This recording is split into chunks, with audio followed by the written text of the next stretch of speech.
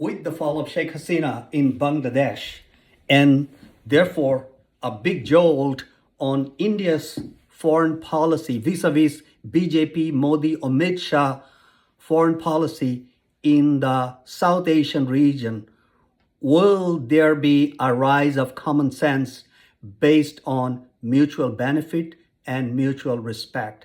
That is the topic of my today's thinking. India's foreign policy has been frayed in the subcontinent for a long time. India has gone through a series of traumatic relationships with its smaller neighbors. Nepal, being overwhelmingly Hindu, still India doesn't have good relationship with Nepal. With Nepal probably now has the most anti-Indian prime minister in its history. In the south, predominantly Buddhist Sri Lanka, India doesn't have good relationship either. And India just had a humiliating exit from Muslim predominant Maldives, where Chinese have been invited back.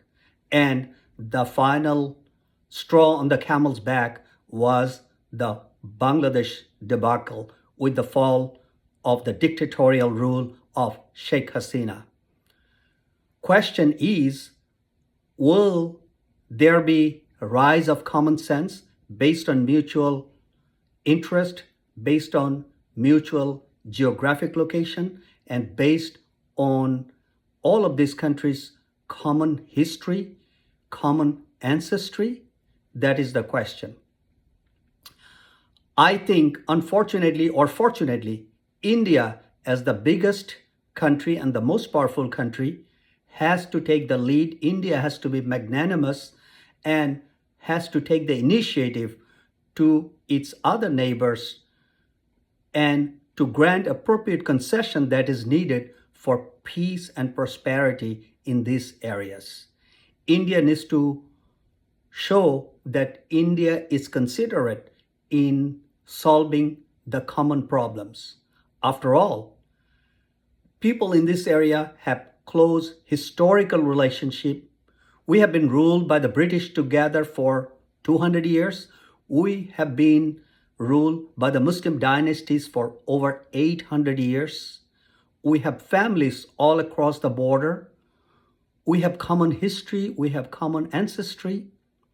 As for myself, my father was educated in UP, Uttar Pradesh.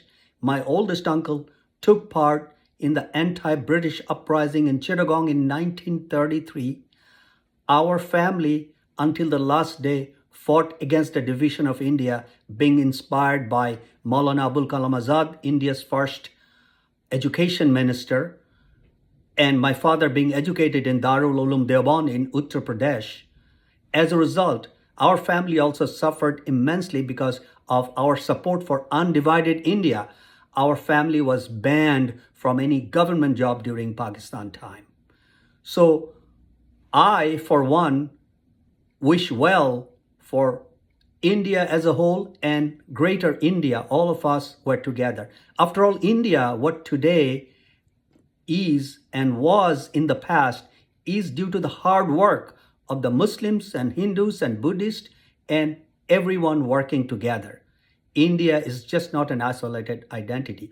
We also have to admit and we also have to recognize that BJP and Modi's policy of dividing India across the religious line, calling the Muslims as invaders, discriminating against the Muslims, treating them as a second-class citizen, or by Amit Shah calling the Bangladeshis as the termites.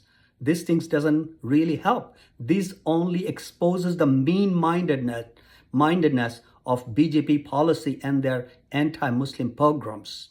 Also, destruction of Muslims' homes, demolition of Muslim homes by bulldozing or mosques, or trying to destroy other places owned by the Muslims doesn't really help at all.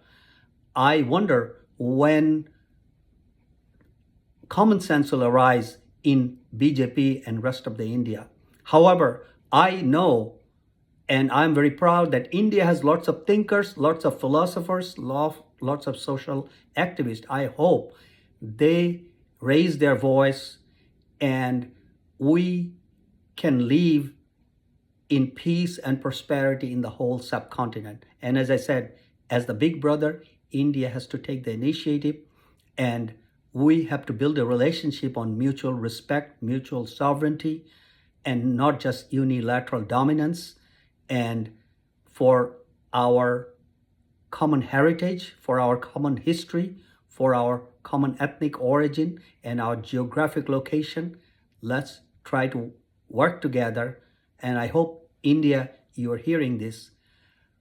We have to remember, India is not the only power in the current world.